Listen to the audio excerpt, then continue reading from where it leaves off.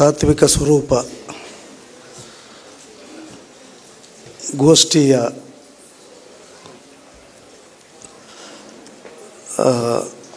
ಗೋಷ್ಠಿಯಲ್ಲಿ ನಾನು ಮಾತಾಡ್ತಾ ಇದ್ದೀನಿ. ಅದು ಒಂದೇ ಸಬ್ಜೆಕ್ಟಲ್ಲಿ ಇಬ್ಬರ ಹೆಸರು ಇರೋದರಿಂದ ಮೂರ್ತಿ ನಾನು ಒಂದು ಅಂಡರ್ಸ್ಟ್ಯಾಂಡ್ ಮಾಡ್ಕೊಂಡಿದ್ದೀವಿ. ಚಳುವಳಿ ಬಗ್ಗೆ ನಾನು ಮಾತಾಡೋದು, ಸಾಹಿತ್ಯದ ಬಗ್ಗೆ ಅವರು ಮಾತಾಡೋದು ಅಂತ.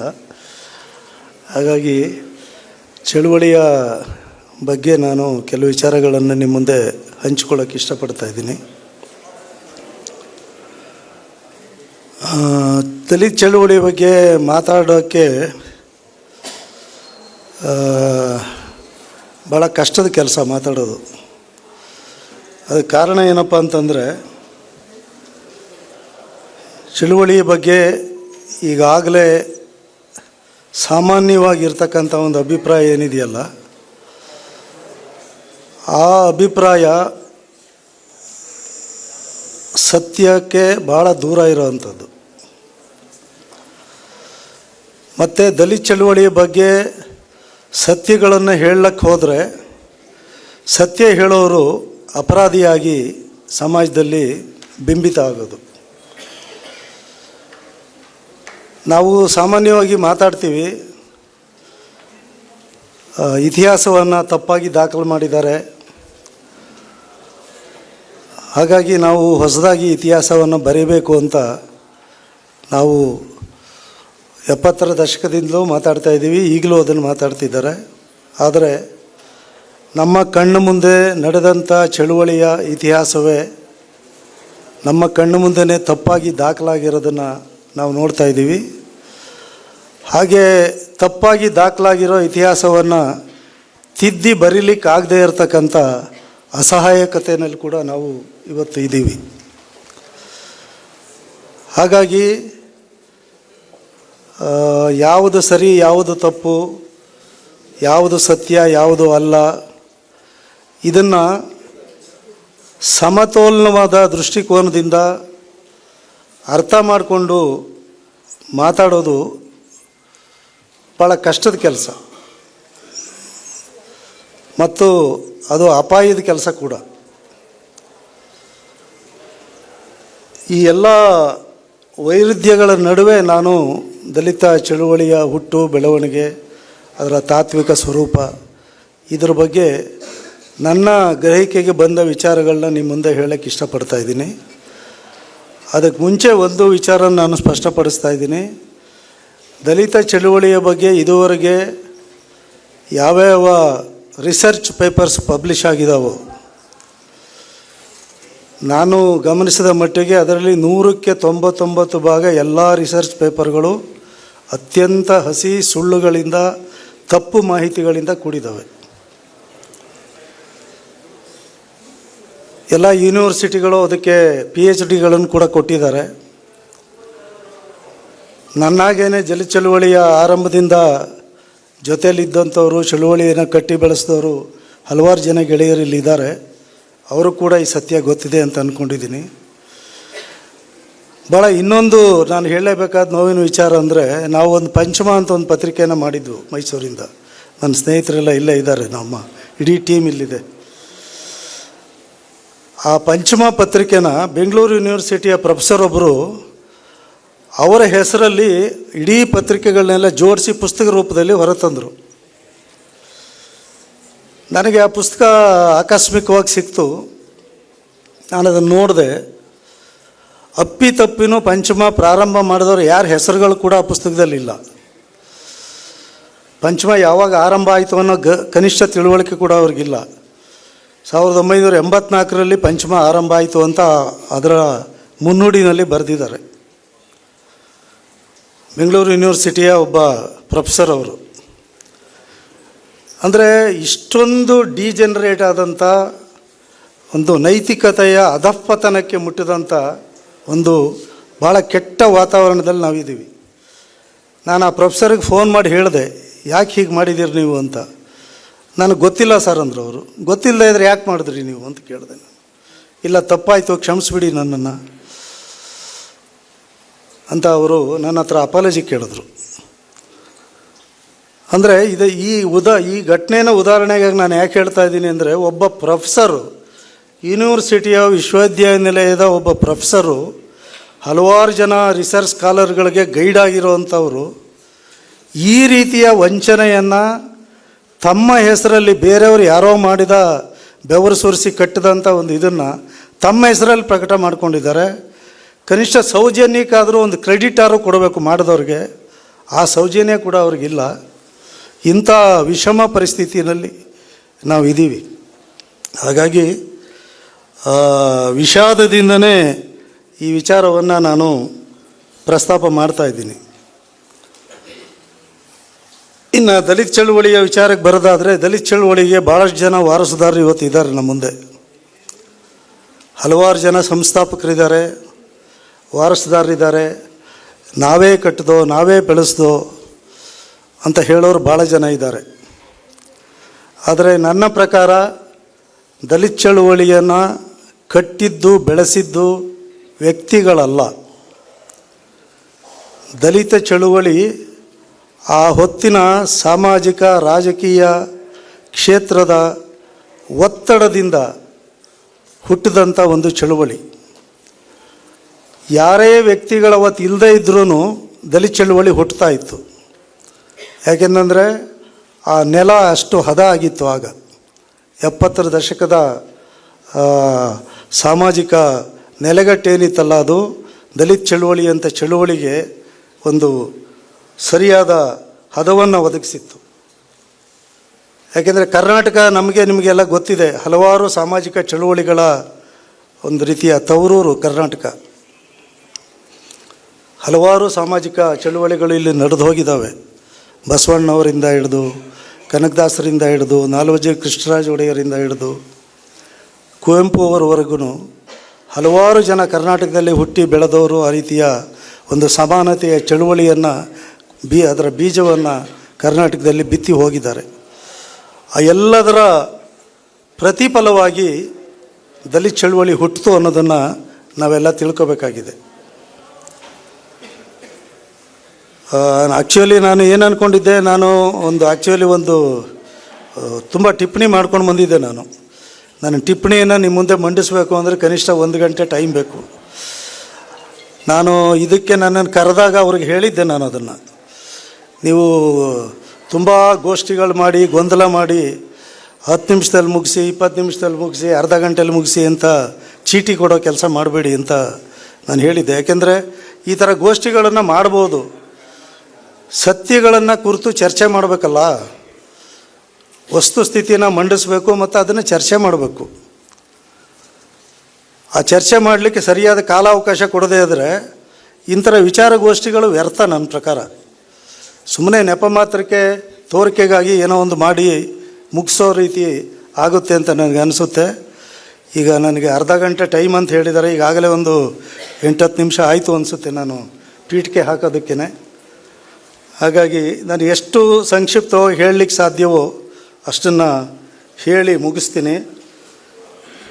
ನಾನು ಮೊದಲು ಒಂದು 3-4 ಪ್ಯಾರಗಳನ್ನು ಓದಿಬಿಡ್ತೀನಿ, ಆಮೇಲೆ ಉಳಿದ ವಿಚಾರಗಳನ್ನ ನಾನು ಹೇಳ್ತಾ ಹೋಗ್ತೀನಿ. ಯಾಕೆಂದರೆ ಅದನ್ನು ನಾನು ಮಾತಾಡೋಕ್ಕೆ ಹೋದರೆ ಕೆಲವು ತಪ್ಪುಗಳಾಗ್ಬೋದು. ಹಾಗೆ ನಾನು ಬರ್ಕೊಂಡು ಬಂದಿರೋದನ್ನು ಓದ್ತೀನಿ ಮುಂದೆ. ಯಾವುದೇ ಚಳುವಳಿಗಳು ಆ ಕಾಲದ ಒತ್ತಡದಿಂದ ರೂಪುಗೊಳ್ಳುತ್ತವೆ. ಕಾಲಗರ್ಭದಲ್ಲಿ ಹೂತು ಹೋದ ಪ್ರತಿರೋಧದ ದನಿಗಳು ಮೊಳಕೆಯೊಡೆಯಲೂ ತಕ್ಕ ಕಾಲಕ್ಕೆ ಕಾಯುತ್ತವೆ ಎಂದು ಕಾಣುತ್ತದೆ. ಶತಮಾನಗಳ ದಲಿತ ಸಮುದಾಯದ ನೋವು ಯಾತನೆಗಳು ಸ್ವಾಭಿಮಾನಿ ಸಾಂಸ್ಕೃತಿಕ ಸಾಮಾಜಿಕ ಚಳುವಳಿಯಾಗಿ ಬೆಳೆಯಲು ಅಂಥ ಅವಕಾಶಕ್ಕಾಗಿ ಕಾಯುತ್ತಿದ್ದವು. ಅಂತಹ ಸಾಮಾಜಿಕ ಸಾಂಸ್ಕೃತಿಕ ಮತ್ತು ರಾಜಕೀಯ ಒತ್ತಡ 70ರ ದಶಕದಲ್ಲಿ ನಿರ್ಮಾಣ ಆಗಿತ್ತು. ದಲಿತ ಚಳುವಳಿ ಹುಟ್ಟಿದ ದಿನಗಳನ್ನು ಮೆಲುಕು ಹಾಕಿದರೆ ಇದು ನಿಜ ಎನಿಸುತ್ತದೆ. ನೂರಾರು ಸನ್ನಿವೇಶಗಳು, ಘಟನೆಗಳು, ನೋವು ನಲಿವುಗಳು ಮನಸ್ಸಿನ ಪರದೆ ಮೇಲೆ ಸುಳಿದಾಡುತ್ತವೆ. ಚಳುವಳಿಯ ಹುಟ್ಟು, ಅದು ಕ್ರಮಿಸಿದ ದಾರಿಯ ಅವಲೋಕನ ಮಾಡಿದರೆ ಭಾವುಕತೆ ಆವರಿಸುತ್ತದೆ.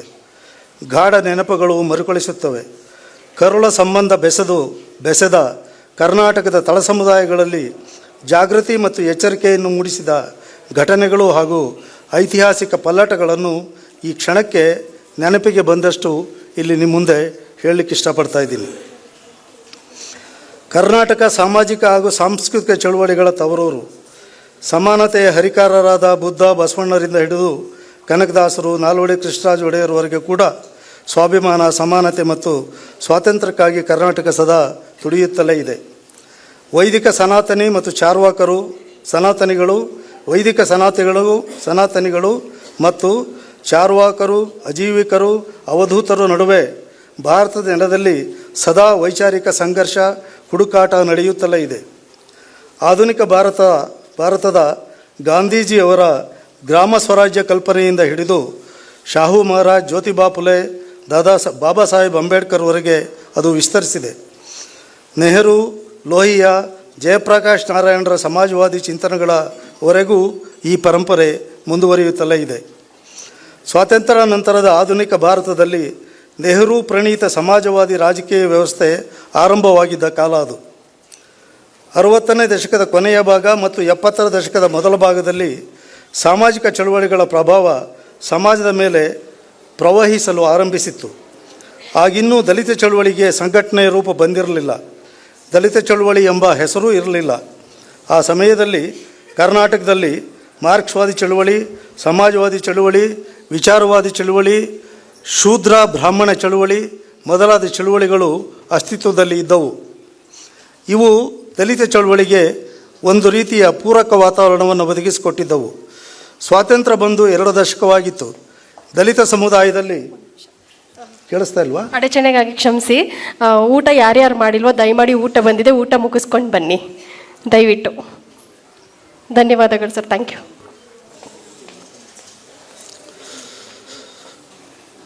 ಸ್ವಾತಂತ್ರ್ಯ ಬಂದು 2 ದಶಕವಾಗಿತ್ತು. ದಲಿತ ಸಮುದಾಯದಲ್ಲಿ ಮೊದಲನೇ ತಲೆಮಾರು ಅಕ್ಷರಕ್ಕೆ ಕಣ್ಣು ಬಿಡುತ್ತಿತ್ತು. ಕರ್ನಾಟಕದ ಮಟ್ಟಿಗೆ ಬಾಬಾ ಸಾಹೇಬ್ ಅಂಬೇಡ್ಕರ್ ಅವರ ಪರಿಚಯ ಕೂಡ ಅಷ್ಟಾಗಿ ಇರಲಿಲ್ಲ. ಒಂದಿಷ್ಟು ಓದಿದವರು, ವಿಚಾರಗಳನ್ನು ತಿಳಿದುಕೊಂಡವರು ಅಂಬೇಡ್ಕರ್ ಹೆಸರು ಹೇಳುತ್ತಿದ್ದುದು ಬಿಟ್ಟರೆ ಇಂದಿನಂಥ ಪರಿಸ್ಥಿತಿ ಇರಲಿಲ್ಲ. ಬಾಬಾ ಸಾಹೇಬರ ಇತಿಹಾಸ ಮಹಾರಾಷ್ಟ್ರಕ್ಕೆ ಸೀಮಿತವಾಗಿತ್ತು. ಯಾವುದೇ ಪಠ್ಯಪುಸ್ತಕದಲ್ಲಿ ಅವರ ಬಗ್ಗೆ ಪಾಠ ಇರಲಿಲ್ಲ. ಊರುಗಳಲ್ಲಿ ಪ್ರತಿಮೆಗಳು ಇರಲಿಲ್ಲ. ಚಳುವಳಿಯನ್ನು ಅರ್ಥ ಮಾಡಿಕೊಳ್ಳಬೇಕಾದರೆ ಆ ಹೊತ್ತಿನ ಸಾಮಾಜಿಕ ಮತ್ತು ರಾಜಕೀಯ ಸಂದರ್ಭಗಳನ್ನು ನೋಡಬೇಕಾಗುತ್ತದೆ. ಅಂದು ಕಾಂಗ್ರೆಸ್ ಅಧಿಕಾರದಲ್ಲಿತ್ತು. ಪಕ್ಷದೊಳಗೆ ಭಿನ್ನಮತ ಸ್ಫೋಟಿಸಿ ಕಾಂಗ್ರೆಸ್ ಇಬ್ಬಾಗವಾಗಿತ್ತು. ಪ್ರಬಲರಾಗಿದ್ದ ಇಂದಿರಾ ಗಾಂಧಿಯವರು ಪ್ರಧಾನಿಯಾಗಿ ಮುಂದುವರೆದಿದ್ದರು. 1947ರಲ್ಲಿ ಬ್ರಿಟಿಷರು ಭಾರತವನ್ನು ಬಿಟ್ಟು ಹೋಗುವಾಗ ದೇಶದ ಸರ್ವಸ್ವವನ್ನು ಕೊಳ್ಳೆ ಹೊಡೆದು ಹೋಗಿದ್ದರು. ಜೊತೆಯಲ್ಲಿಯೇ ಜಡ್ಡುಗಟ್ಟಿದ ಸಮಾಜದಲ್ಲಿ ಆಧುನಿಕತೆಯ ಹೊಸ ಬೀಜಗಳನ್ನು ಬಿತ್ತಿ ಹೋಗಿದ್ದರು. ಹೀಗಾಗಿ ದೇಶದ ಬಡವರಿಗೆ, ದಲಿತರಿಗೆ, ದುರ್ಬಲ ವರ್ಗದವರಿಗೆ ಆತ್ಮವಿಶ್ವಾಸವನ್ನು ಹುಟ್ಟುವಂಥ ಕೆಲಸ ಮಾಡುವುದು ಆಳುವವರಿಗೆ ಅನಿವಾರ್ಯವಾಗಿತ್ತು. ಅದರ ಭಾಗವಾಗಿ ಇಂದಿರಾ ಗಾಂಧಿಯವರು ಗರೀಬಿ ಹಟಾವೋ ಘೋಷಣೆಯನ್ನು ಕೊಟ್ಟಿದ್ದರು. ಅದೇ ಕಾಲದಲ್ಲಿ ದೇವರಾಜ ಅರಸು ಅವರು ರಾಜ್ಯದ ಮುಖ್ಯಮಂತ್ರಿಯಾಗಿ ಅಧಿಕಾರ ಹಿಡಿದಿದ್ದರು. ಆ ಕಾಲಘಟ್ಟದಲ್ಲಿ ಕರ್ನಾಟಕದಲ್ಲಿ ಹಲವು ಸ್ಥಿತ್ಯಂತರಗಳು ಆರಂಭಿಸಿದ್ದವು. ರಾಜಕೀಯ ಮತ್ತು ಸಾಮಾಜಿಕ ಅಸ್ತಿತ್ವವೇ ಇಲ್ಲದಂತಹ ಸಮುದಾಯಗಳು ಸಮಾಜದಲ್ಲಿ ನಾವೂ ಬದುಕಿದ್ದೇವೆ ಎಂದು ಹೇಳುವಂಥ ವಾತಾವರಣ ಆಗ ಅಂಕುರಿಸತೊಡಗಿತ್ತು. ಅರಸು ಮಂತ್ರಿಮಂಡಲದಲ್ಲಿ ಸ್ವಾಭಿಮಾನಕ್ಕೆ ಹೆಸರಾಗಿದ್ದ ಬಸವಲಿಂಗಪ್ಪ ಮತ್ತು ಎನ್ ರಾಚಯ್ಯ ಅವರು ಇದ್ದರು. ಬಸವಲಿಂಗಪ್ಪನವರು ಮತ್ತು ಎನ್ ರಾಚಯ್ಯನವರು 10ರಲ್ಲಿ 11ನೇ ರಾಜಕಾರಣಿಗಳಂತೆ ಇರಲಿಲ್ಲ. ಅವರು ದಲಿತರ ಪರವಾಗಿ ನಿರ್ಭಿಡೆಯಿಂದ ದುಡಿಯುತ್ತಿದ್ದರು. ಬಸವಲಿಂಗಪ್ಪನವರಂತೂ ಧಾರ್ಮಿಕ ಶೋಷಣೆ ವಿರುದ್ಧ ನಿರಂತರವಾಗಿ ಪ್ರತಿಭಟಿಸುತ್ತಿದ್ದರು. ಸರ್ಕಾರದಲ್ಲಿ ಮಂತ್ರಿಯಾಗಿದ್ದುಕೊಂಡೇ ದೇವರುಗಳನ್ನೆಲ್ಲ ಗಟಾರಕ್ಕೆ ಹಾಕಿ ಹಿಂದೂ ದೇವರುಗಳನ್ನು ಪೂಜಿಸಬೇಡಿ, ನಿಮಗೆ ಅವರು ಅನ್ಯಾಯ ಮಾಡಿದ್ದಾರೆ ಎಂದು ಗುಡುಗುತ್ತಿದ್ದರು. ಅಕ್ಷರ ಲೋಕಕ್ಕೆ ತೆರೆದುಕೊಳ್ಳುತ್ತಿದ್ದ ನಮ್ಮ ತಲೆಮಾರಿನ ಜನಕ್ಕೆ ಅವರು ಆಶಾಕಿರಣವಾಗಿದ್ದರು ಮತ್ತು ಆತ್ಮಾಭಿಮಾನವನ್ನು ಉಂಟು ಮಾಡುತ್ತಿದ್ದರು. ಅದೇ ಸಂದರ್ಭದಲ್ಲಿ ಕರ್ನಾಟಕದಲ್ಲಿ ಬ್ರಾಹ್ಮಣ ಮತ್ತು ಶೂದ್ರ ಚಳುವಳಿ ವ್ಯಾಪಕವಾಗಿತ್ತು. ಬ್ರಾಹ್ಮಣರ ವಿರುದ್ಧ ಎಚ್ಚೆತ್ತರ ಶೂದ್ರ ಸಮುದಾಯ ಒಂದಾಗಿತ್ತು. ಆ ಚಳುವಳಿ ಉಚ್ಛ್ರಾಯ ಸ್ಥಿತಿಯಲ್ಲಿತ್ತು. ಜಾತಿವಾದಿ ಕರ್ಮಠ ಬ್ರಾಹ್ಮಣರು ತಲೆಮರೆಸಿಕೊಂಡು ಓಡಾಡುವಂಥ ಸ್ಥಿತಿ ಎದುರಾಗಿತ್ತು. ಇದರ ಜೊತೆಗೆ ಸಮಾಜವಾದಿ ಚಳುವಳಿ, ಮಾರ್ಕ್ಸ್ವಾದಿ ಚಳುವಳಿ, ವಿಚಾರವಾದಿ ಚಳುವಳಿಗಳು ಮುಂಚೂಣಿಯಲ್ಲಿದ್ದವು. ವಿದ್ಯಾರ್ಥಿ ಸಮುದಾಯದಲ್ಲಿ SFI ಸಕ್ರಿಯವಾಗಿತ್ತು. ಕಾಂಗ್ರೆಸ್ನಲ್ಲಿ NSUI ವಿದ್ಯಾರ್ಥಿ ಘಟಕ ಕೆಲಸ ಮಾಡುತ್ತಿತ್ತು. ಆಗ ಸಮಾಜವಾದಿ ಪಕ್ಷವೂ ಬಲವಾಗಿತ್ತು. ರಾಮ್ ಮನೋಹರ್ ಲೋಹಿಯಾ, ಶಾಂತವೈರ್ಯ ಗೋಪಾಲಗೌಡರು, ಯುವ ಸಮೂಹದ ಆದರ್ಶವಾಗಿದ್ದರು. ಸಮಾಜವಾದಿ ಪಕ್ಷದಲ್ಲಿ ಯುವಜನರಿಗಾಗಿಯೇ ಸಮಾಜವಾದಿ ಯುವಜನ ಸಭಾ ಎಂಬ ಸಂಘಟನೆ ಇತ್ತು. ಇದು ಕರ್ನಾಟಕದ ಹಲವು ಭಾಗಗಳಲ್ಲಿ ಬಲಿಷ್ಠವಾಗಿ ಕೆಲಸ ಮಾಡುತ್ತಿತ್ತು. ಈ ಎಲ್ಲ ಚಳುವಳಿಗಳು ವಿಶಾಲವಾಗಿ ಒಂದೇ ದಿಕ್ಕಿನಲ್ಲಿ ನಡೆಯುತ್ತಿದ್ದವು. ದಲಿತ ಚಳುವಳಿಯನ್ನು ಕಟ್ಟಿ ಬೆಳೆಸಿದ ನಾವೆಲ್ಲ ಸಮಾಜವಾದಿ ಯುವಜನ ಸಭಾ ಮತ್ತು ಮಾರ್ಕ್ಸ್ವಾದಿ ಚಳುವಳಿಯ ಹಿನ್ನೆಲೆಯಿಂದ ಬಂದವರಾಗಿದ್ದವು. 1973ನೇ ಇಸ್ವಿ, ಅದು ಆ ಟೈಮಲ್ಲಿ ಒಂದು ಮೈಸೂರಲ್ಲೊಂದು ಜಾತಿ ವಿನಾಶ ಸಮ್ಮೇಳನ ಅಂತ ನಡೆದಿತ್ತು. ಅದರಲ್ಲಿ ಭಾಳ ಜನ ದಲಿತ ಬರಹಗಾರರು, ಆಗ ದಲಿತ ಬರಹಗಾರರು ಅಂತ ಇರಲಿಲ್ಲ, ಎಲ್ಲ ಒಂದು ಪ್ರಗತಿಪರ ಬರಹಗಾರರು ಅನ್ನೋಂಥ ಹೆಸರಲ್ಲೇ ಗುರುತಿಸ್ಕೊಂಡಿದ್ದು, ಅವರೆಲ್ಲ ಅದರಲ್ಲಿ ಭಾಗವಹಿಸಿದರು. ಅದಾದ ನಂತರ ಮೈಸೂರಿನಲ್ಲಿ ಇದು ನಡೀತು, ಯಾವುದು ನಮ್ಮ ಬೂಸಾ ಚಳುವಳಿಗೆ ಸಂಬಂಧಪಟ್ಟಂಥ ಒಂದು ಸಭೆ ನಡೀತು. ಅದಕ್ಕೂ ಮುಂಚೆ ಏನಪ್ಪ ಆಗಿತ್ತು ಅಂದರೆ, ಕರ್ನಾಟಕದ ಸಾಹಿತ್ಯ ಕ್ಷೇತ್ರದಲ್ಲಿ ಒಂದು ಸಂಚಲನ ಉಂಟಾಗಿತ್ತು. ಅದು ದೇವನೂರು ಮಾಧವ್ ಅವರು ಬರೆದಂಥ ದ್ಯಾವನೂರು ಕಥಾ ಸಂಕಲನ 1973ರಲ್ಲಿ ಪ್ರಕಟ ಆಗಿತ್ತು. 75ರಲ್ಲಿ ಸಿದ್ದಿಗಯ್ಯನವರ ಹೊಲೆಮಾದಿಗರ ಹಾಡು ಪ್ರಕಟ ಆಯಿತು. ಈ ಎರಡೂ ಕೃತಿಗಳು ಇಡೀ ಕನ್ನಡ ಸಾಹಿತ್ಯದ ವಲಯವನ್ನು ಅವತ್ತು ಅಲ್ಲೋಲ ಕಲ್ಲೋಲ ಉಂಟು ಮಾಡಿದ್ದು. ಅಲ್ಲೋಲ ಕಲ್ಲೋಲ ಅಂತಂದರೆ ಸ್ವಲ್ಪ ಎಕ್ಸಾಗರೇಷನ್ ಅನ್ನಿಸ್ಬೋದು, ಆದರೆ ನಿಜವಾಗಲೂ ಸಾಹಿತ್ಯ ವಲಯದಲ್ಲಿ ಒಂದು ತಲ್ಲಣ ಅವತ್ತು ಮೂಡಿತ್ತು.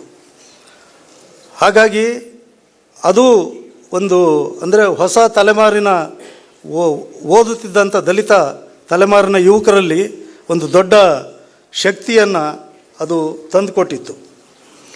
ಇದರ ಜೊತೆಗೆ ಅದೇ ಸಂದರ್ಭದಲ್ಲಿ ಸಾಮಾಜಿಕ ಪಲ್ಲಟ ತಂದ 4 ಕಾನೂನುಗಳನ್ನು ಶ್ರೀಮತಿ ಇಂದಿರಾ ಗಾಂಧಿಯವರು ತಂದಿದ್ದರು. ದೇವರಾಜ ಅರಸು ಅವರು ಅದನ್ನು ಭಾಳ ಪ್ರಬಲವಾಗಿ ಕರ್ನಾಟಕದಲ್ಲಿ ಜಾರಿಗೆ ತಂದಿದ್ದರು. ತುರ್ತು ಪರಿಸ್ಥಿತಿ ಸಂದರ್ಭದಲ್ಲಿ ತಂದಂಥ ಕಾಯ್ದೆಗಳನ್ನು, ಜನಪರವಾದಂಥ ಕಾಯ್ದೆಗಳನ್ನು ಭಾಳ ಸಮರ್ಥವಾಗಿ ಜಾರಿಗೆ ತಂದಿದ್ದು ಕರ್ನಾಟಕ ಒಂದೇ. ಅದು that is because of Devaraj Urs. ಆಗ ಬಂದ ಪ್ರಧಾನವಾದ ಕಾಯ್ದೆಗಳೇನಪ್ಪ ಅಂದರೆ, ಜೀತ ಪದ್ಧತಿಯ ರದ್ದು ಮಾಡಿದಂಥ ಕಾಯ್ದೆ. ಬಹುಶಃ ಈಗಿನ ತಲೆಮಾರಿನವ್ರಿಗೆ ಅದು ಗೊತ್ತಿರಲ್ಲ, ಓದಿ ತಿಳ್ಕೊಂಡಿರ್ಬೋದು. ಜೀತ ಪದ್ಧತಿಯ ರದ್ದು ಕಾಯ್ದೆ, ಸಾಲ ಪಡೆದವರು ವಾಪಸ್ ಕೊಡಬೇಕಾಗಿಲ್ಲ ಅಂತಕ್ಕಂಥ ಋಣಮುಕ್ತ ಕಾಯ್ದೆ, ಬಸವಲಿಂಗಪ್ಪನವರು ಜಾರಿಗೆ ತಂದಂಥ ತಲೆ ಮೇಲೆ ಮಲ ಹೊರುವ ಪದ್ಧತಿಯನ್ನು ರದ್ದು ಮಾಡಿದ ಕಾಯ್ದೆ ಇಡೀ ದೇಶದಲ್ಲಿ ಮೊಟ್ಟ ಮೊದಲನೇ ಬಾರಿಗೆ ಮಾಡಿದ್ದು. ಈಗ ಈ ರೀತಿಯ ಕಾಯ್ದೆಗಳು ಆಗ ಜಾರಿಗೆ ಬಂದು ಅದು ಸಮಾಜದಲ್ಲಿ ಒಂದು ದೊಡ್ಡ ಒತ್ತಾಸೆಯನ್ನು ತಳ ಸಮುದಾಯಗಳಲ್ಲಿ ಮೂಡಿಸಿತ್ತು. ಅದೇ ಟೈಮ್ನಲ್ಲಿ 73ನೇ ಇಸ್ವಿನಲ್ಲಿ ಮೈಸೂರಲ್ಲಿ ಒಂದು ಕಾರ್ಯಕ್ರಮದಲ್ಲಿ ಬಸವಲಿಂಗಪ್ಪನವ್ರು ಬಂದು ಕನ್ನಡ ಸಾಹಿತ್ಯವನ್ನು ಬೂಸ ಅಂತ ಹೇಳಿದ್ರು. ಆ ಬೂಸ ಅಂತ ಹೇಳಿದ್ದು ಒಂದು ನೆಪವಾಗಿ ಇಟ್ಕೊಂಡು ಭಾಳಷ್ಟು ಜನ ಜಾತಿವಾದಿ ಸಾಹಿತಿಗಳು, ಜಾತಿವಾದಿ ಪ್ರಗತಿಪರರು, ಜಾತಿವಾದಿ ಉಳಿದ ಶಕ್ತಿಗಳು, ವಿಶೇಷವಾಗಿ ಬಸವಲಿಂಗಪ್ಪನವ್ರನ್ನ ಅವರ ಮಂತ್ರಿಮಂಡಲದಲ್ಲಿ ಇದ್ದುಕೊಂಡು ಅವರು ಸಮಾಜದ ಬಗ್ಗೆ ಮಾತಾಡ್ತಿದ್ದನ್ನು ಸಹಿಸದೇ ಇರತಕ್ಕಂಥ ಶಕ್ತಿಗಳು ಬಸವಲಿಂಗಪ್ಪನವರು ವಿರುದ್ಧ ತಿರುಗಿಬಿದ್ದರು. ಅದು ಎಲ್ಲ ಕಡೆ ದಲಿತರು ಮತ್ತು ಮೇಲ್ಜಾತಿಯವರ ನಡುವಿನ ಒಂದು ದೊಡ್ಡ ಸಾಮಾಜಿಕ ಸಂಘರ್ಷವಾಗಿ ಪರಿಣಾಮವನ್ನು ಬೀರ್ತು. ಒಂದು ರೀತಿಯ ಸಿವಿಲ್ ವಾರು ಅವತ್ತು ಆರಂಭ ಆಗಿತ್ತು. ಕಾಲೇಜ್ಗಳಲ್ಲಿ ವಿದ್ಯಾರ್ಥಿಗಳನ್ನು ಅಟ್ಟಾಡಿಸ್ಕೊಂಡು ಹೊಡಿತಾಯಿದ್ರು ಮೇಲ್ಜಾತಿಯ ವಿದ್ಯಾರ್ಥಿಗಳು. ಭಾಳಷ್ಟು ಜನ, ನಾನೂ ಸೇರಿದಂಗೆ ಭಾಳಷ್ಟು ಜನ, ಇಲ್ಲಿ ಕೆಲವರು ಇದ್ದಾರೆ ಆಗಿದ್ದವರು, ಸುಮಾರು ತಿಂಗಳುಗಳ ಕಾಲ ಕಾಲೇಜ್ ಕಡೆ ಮುಖ ಹಾಕಕ್ಕೆ ಕೂಡ ಆಗಿರ್ತಿರ್ಲಿಲ್ಲ. ಕಾಲೇಜ್ಗೆ ಹೋದರೆ ಹೊಡೆಯೋರು ಅವ್ರನ್ನ. ಅಂಥ ಪರಿಸ್ಥಿತಿ ನಿರ್ಮಾಣ ಆಗಿತ್ತಾಗ. ಈ ಘಟನೆಯಿಂದಾಗಿ ಏನಾಯಿತು ಅಂದರೆ, ಬಸವಲಿಂಗಪ್ಪನವ್ರನ್ನ ಮಂತ್ರಿಮಂಡಲದಿಂದ ಕೈ ಬಿಡುವಂಥ ಪರಿಸ್ಥಿತಿ ನಿರ್ಮಾಣ ಆಯಿತು. ಬಸವಲಿಂಗಪ್ಪನವರು ರಾಜೀನಾಮೆ ಕೊಟ್ಟಿರಲಿಲ್ಲ. ದೇವರಾಜ ಅರಸರಿಗೂ ಬಸವಲಿಂಗಪ್ಪನವ್ರನ್ನ ಬಿಡಬಹುದಂಥ ಆಸೆ ಇರಲಿಲ್ಲ. ಆದರೆ ಬಿಡಲೇಬೇಕಾದಂಥ ವಾತಾವರಣವನ್ನು ನಿರ್ಮಾಣ ಮಾಡಿದ್ರು. ಎಲ್ಲ ಮಂತ್ರಿಗಳು ಬಸವಲಿಂಗಪ್ಪನವರಿದ್ದರೆ ನಾವು ಮಂತ್ರಿಮಂಡಲದಲ್ಲಿ ಮುಂದುವರಿಯಲ್ಲ ಅಂಥೇಳಿ ಎಲ್ಲರೂ ಒಟ್ಟಾಗಿ ರಾಜೀನಾಮೆ ಕೊಡುವಂಥ ತೀರ್ಮಾನವನ್ನು ತಗೊಂಡಿದ್ದರು. ಹಾಗಾಗಿ ಎಲ್ಲರ ರಾಜೀನಾಮೆಯನ್ನು ಒಟ್ಟಾಗಿ ತಗೊಂಡ್ರು ದೇವರಾಜ ಅರಸು. ಮತ್ತೆ ಮಂತ್ರಿಮಂಡಲವನ್ನು ಪುನರ್ರಚನೆ ಮಾಡುವಾಗ ಬಸವಲಿಂಗಪ್ಪನವ್ರನ್ನ ಕೈ ಬಿಟ್ಟರು ಅವರು. ಅಂದರೆ ಇದು ಬಸವಲಿಂಗಪ್ಪನವ್ರಿಗೆ ಮಾಡಿದ ಅತ್ಯಂತ ಘೋರ ಅನ್ಯಾಯ, ದಲಿತ ಸಮುದಾಯಕ್ಕೆ ಮೇಲೆ ನಡೆದಂಥ ಘೋರ ದಾಳಿ ಇದು.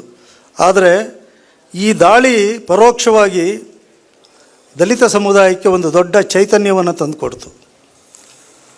ಎಂಥ ಚೈತನ್ಯವನ್ನು ತಂದುಕೊಡ್ತು ಅಂದರೆ, ಮೊದಲನೇ ತಲೆಮಾರಿನ ಅಕ್ಷರ ಕಲಿತ ದಲಿತರಲ್ಲಿ ಸ್ವಲ್ಪ ಸಾಮಾಜಿಕ ಕಾಳಜಿ ಇತ್ತು, ರಾಜಕೀಯ ಕಾಳಜಿ ಇತ್ತು, ಮತ್ತು ಸಮಾಜದ ಅನ್ಯಾಯಗಳನ್ನು ಪ್ರತಿಭಟಿಸಬೇಕು ಅಂತಕ್ಕಂಥ ಮನೋಭಾವ ಇತ್ತು. ಅದರ ಜೊತೆಯಲ್ಲಿ ಬೂಸಾ ಹಗರಣದಲ್ಲಿ ಬಸವಲಿಂಗಪ್ಪನವ್ರನ್ನ ಬಲಿಪಶು ಮಾಡಿದಾಗ ಅವರು ಒಳಗಿದ್ದಂಥ ಒಂದು ಲಾವಾರಸ ಏನಿತ್ತು ಅದು ಹೊರಗೆ ಬರಲಿಕ್ಕೆ ದೊಡ್ಡ ಕಾರಣ ಆಯ್ತದು. ಇದೇ ಸಂದರ್ಭದಲ್ಲಿ ಇನ್ನೊಂದು ಘಟನೆಯನ್ನು ನಿಮಗೆ ಹೇಳ್ತೀನಿ ನಾನು. ಅದು 74ರಲ್ಲಿ ಮೈಸೂರಲ್ಲಿ ಬರಹಗಾರರ ಒಕ್ಕೂಟ ಅಂತ ಆಗಿತ್ತು. ಇದು ಶೂದ್ರ ಬರಹಗಾರರ ಒಕ್ಕೂಟ. ಆ್ಯಕ್ಚುಲಿ ಕರ್ನಾಟಕ ಬರಹಗಾರರ ಒಕ್ಕೂಟ ಅನ್ನೋ ಹೆಸರಲ್ಲಿ 1974ರಲ್ಲಿ ಮೈಸೂರಿನ ಶತಮಾನೋತ್ಸವ ಭವನದಲ್ಲೇ ಸಭೆ ನಡೆದಿತ್ತು. ಅದನ್ನು ಕುವೆಂಪು ಅವರು ಉದ್ಘಾಟನೆ ಮಾಡಿದರು. ಅದರಿಂದಾಗಿ ನಾವೆಲ್ಲರೂ, ಅಂದರೆ ಆಗ ಮೊದಲನೇ ತಲೆಮಾರು ಬರೀತಾ ಇದ್ದವರು, ನಾನು, ಗೋವಿಂದಯ್ಯ, ರಾಕೆ, ಶಿವಾಜಿ, ಇಲ್ಲಿರೋರು ಅಷ್ಟೇ ಜನ ಅನಿಸುತ್ತೆ, ಉಳಿದವರು ಯಾರೂ ಕಾಣಿಸ್ತಾ ಇಲ್ಲ, ನಾವೆಲ್ಲರೂ ಅದರಲ್ಲಿ ಭಾಗವಹಿಸಿದ್ದೋ. ಅದರ ಪ್ರೇರಣೆಯಿಂದಾಗಿ ನಾವೇನು ಮಾಡ್ದೋ ಅಂದರೆ, ಅದು ಒಂದು ಕಾರಣ ಇತ್ತು. ಅದರ ಜೊತೆಯಲ್ಲಿ ಆಗ ಏನೋ ಒಂದು ಶೂದ್ರ ಚಳುವಳಿ ಇತ್ತಲ್ಲ, ಮತ್ತು ಪ್ರಗತಿಪರ ಚಳುವಳಿ ಏನಿತ್ತು, ವಿಚಾರವಾದಿ ಚಳುವಳಿ ಏನಿತ್ತು, ಆ ಚಳುವಳಿ ದಲಿತರ ಇಶ್ಯೂಗಳು ಬಂದಾಗ ಅಷ್ಟು ಪ್ರಾಮುಖ್ಯತೆಯನ್ನು ಕೊಡ್ತಾ ಇಲ್ಲ ಅಂತಕ್ಕಂಥ ಅಳುಕು ನಮಗಿತ್ತು. ಅದು ಎಲ್ಲರಿಗೂ ಎಷ್ಟು ಪ್ರಮಾಣದಲ್ಲಿ ಇತ್ತು ಅಂತ ಗೊತ್ತಿಲ್ಲ, ನನಗಂತೂ ಅದು ಅನ್ನಿಸ್ತಾ ಇತ್ತು. ಬೇರೆ ಇಶ್ಯೂಗಳು ಬಂದಾಗ ಇವರು ಎಷ್ಟು ಎತ್ತರದ ಧ್ವನಿಯಲ್ಲಿ ಮಾತಾಡ್ತಾರೋ, ದಲಿತರ ಮೇಲೆ ದೌರ್ಜನ್ಯಗಳು ನಡೆದಾಗ ಅಷ್ಟು ಎತ್ತರದ ಧ್ವನಿಯಲ್ಲಿ ಇವರು ಮಾತಾಡ್ತಾ ಇಲ್ಲ ಅಂತ ನಮಗೆ ಅನ್ನಿಸ್ತಾ ಇತ್ತು. ಹಾಗಾಗಿ ನಾವು ಏನಾದರೂ ಮಾಡಬೇಕು, ನಾವು ದಲಿತರಿಗಾಗಿ ಪ್ರತ್ಯೇಕವಾದ್ದು ಅಂತಕ್ಕಂಥ ಒಂದು ವಿಚಾರ ನಮ್ಮ ಮನಸ್ಸಲ್ಲಿ ಮೂಡಿತ್ತಾಗ. ಆಗಷ್ಟೇ ತುರ್ತು ಪರಿಸ್ಥಿತಿ ಕೂಡ ಜಾರಿಯಾಗಿತ್ತು. ಮತ್ತು 1975 ಅಕ್ಟೋಬರ್ನಲ್ಲಿ ಮೈಸೂರಲ್ಲಿ ಒಂದು ಸಿದ್ಧಾರ್ಥ ಹಾಸ್ಟೆಲಲ್ಲಿ ಒಂದು ಸಭೆ ನಡೆಯಿತು. ಅದಕ್ಕೆ ಕರ್ನಾಟಕದ ಭಾಳಷ್ಟು ಜನ ಬಂದಿದ್ದರು, ಬೆಂಗಳೂರಿನಿಂದ ಕೂಡ ಹಲವಾರು ಜನ ಬಂದಿದ್ದರು. ಯಾಕೆಂದರೆ ಈ 74ಕ್ಕೆ ಮುಂಚೆನಲ್ಲಿ ಬೆಂಗಳೂರಿನಲ್ಲಿ ಒಂದು ದಲಿತ ಕ್ರಿಯಾ ಸಮಿತಿ ಅಂತ ಒಂದು ಸಮಿತಿ ಆಗಿತ್ತು. ಯಾಕೆಂದರೆ ಇದು ದಲಿತ ಚಳುವಳಿಯ ಒಟ್ಟಾರೆ ವಿಚಾರದ ಬಗ್ಗೆ ನಾವಿಲ್ಲಿ ಮಾತಾಡ್ತಾ ಇರೋದ್ರಿಂದ ಅದನ್ನು ನಾನಿಲ್ಲಿ ಹೇಳಲೇಬೇಕಾಗುತ್ತೆ. ದಲಿತ ಸಂಘರ್ಷ ಸಮಿತಿ ಆರಂಭ ಆಗೋದಕ್ಕೆ ಮುಂಚೆ ದಲಿತ ಕ್ರಿಯಾ ಸಮಿತಿ ಅಂತ ಒಂದು ಸಮಿತಿ ಬೆಂಗಳೂರಿನಲ್ಲಿತ್ತು. ಆ ದಲಿತ ಕ್ರಿಯಾ ಸಮಿತಿ ಯಾಕಪ್ಪ ಹುಟ್ಟಿತು ಅಂತಂದರೆ, 1973ರಲ್ಲಿ ಕರ್ನಾಟಕ ಹೈಕೋರ್ಟ್ನಲ್ಲಿ ಗೋವಿಂದ ಭಟ್ ಅಂತಕ್ಕಂಥ ಒಬ್ಬ ಮುಖ್ಯ ನ್ಯಾಯಾಧೀಶರಿದ್ದರು. ಆ ಕೋರ್ಟಲ್ಲಿ ಒಬ್ಬ ಕ್ಲರಿಕಲ್ ಸ್ಟಾಫ್ ಆಗಿ ಡಿ ಶಿವಣ್ಣ ಅಂತ ಒಬ್ಬ ದಲಿತ ನೌಕರರಿದ್ದರು. ಆ ಡಿ ಶಿವಣ್ಣ ಅವ್ರು ಏನು ಮಾಡಿದ್ರು, ಹೈಕೋರ್ಟ್ ನೇಮಕಾತಿಗಳಲ್ಲಿ ಕೆಲವು ಅನ್ಯಾಯಗಳಾಗಿತ್ತು. ರಿಸರ್ವೇಷನನ್ನು ಸರಿಯಾಗಿ ಪಾಲಿಸ್ತಾ ಇರಲಿಲ್ಲ. ಹೈಕೋರ್ಟ್ ನ್ಯಾಯಮೂರ್ತಿಗಳ ಆಯ್ಕೆಯಲ್ಲಿ ರಿಸರ್ವೇಷನ್ ಇಲ್ಲ, ಆದರೆ ಉಳಿದ ಸಿಬ್ಬಂದಿಗಳನ್ನು ನೇಮಕ ಮಾಡೋದ್ರಲ್ಲಿ ರಿಸರ್ವೇಷನ್ ಇದೆ. ಅದು ರಿಸರ್ವೇಷನ್ ಪಾಲಿಸ್ಬೇಕಾಗಿತ್ತು, ಆದರೆ ಅವರು ಪಾಲಿಸಿರಲಿಲ್ಲ. ಈ ಡಿ ಶಿವಣ್ಣ ಏನು ಮಾಡ್ತಾರೆ, ಆಗಿನ ಸಮಾಜ ಕಲ್ಯಾಣ ಸಚಿವ ಮಲ್ಲಿಕಾರ್ಜುನ ಸ್ವಾಮಿ ಅಂತ ಆಗ ಸಮಾಜ ಕಲ್ಯಾಣ ಸಚಿವರಾಗಿರ್ತಾರೆ, ಅವರಿಗೆ ಪತ್ರ ಬರೀತಾರೆ, ಮತ್ತು ರಾಜ್ಯಪಾಲರಿಗೊಂದು ಪತ್ರ ಬರೀತಾರೆ, ಮತ್ತು ರಾಷ್ಟ್ರಪತಿಯವ್ರಿಗೊಂದು ಪತ್ರ ಬರೀತಾರೆ. ಅವರು ಎಂಪ್ಲಾಯಿ ಆಗಿದ್ದುಕೊಂಡು ಪತ್ರ ಬರೀತಾರೆ, ಈ ಥರ ಇಲ್ಲಿ ನಮಗೆ ರಿಸರ್ವೇಷನ್ನನ್ನು ಇವರು ಇಂಪ್ಲಿಮೆಂಟ್ ಮಾಡ್ತಾ ಇಲ್ಲ, ಅನ್ಯಾಯ ಆಗಿದೆ, ಸರಿ ಮಾಡಿ ಅಂತ ಎಷ್ಟು ಹೇಳಿದ್ರು ಇವರು ಸರಿ ಮಾಡ್ತಾ ಇಲ್ಲ, ಅವರು ಪತ್ರ ಬರೀತಾರೆ. ಆ ಪತ್ರ ಬರೆದ ಮೇಲೆ ಇವರು ನ್ಯಾಯಮೂರ್ತಿಯವರಿಗೆ ಈ ಶಿವಣ್ಣನ ಮೇಲೆ ಭಾಳ ಸಿಟ್ಟು ಬಂದುಬಿಡುತ್ತೆ. ಗೋವಿಂದ ಭಟ್ರಿಗೆ ಸಿಟ್ಟು ಬಂದು ಏನು ಮಾಡ್ತಾರೆ, ಶಿವಣ್ಣನಿಗೆ ಒಂದು ನೋಟಿಸ್ ಕೂಡ ಕೊಡಲ್ಲ, ಒಂದು ಎನ್ಕ್ವೈರಿ ಕೂಡ ಕಂಡಕ್ಟ್ ಮಾಡಲ್ಲ, ಶಿವಣ್ಣನ ಏಕಾಏಕಿ ಡಿಸ್ಮಿಸ್ ಮಾಡ್ತಾರೆ, ನೌಕರಿಯಿಂದ ಕಿತ್ತಾಕ್ಬಿಡ್ತಾರೆ.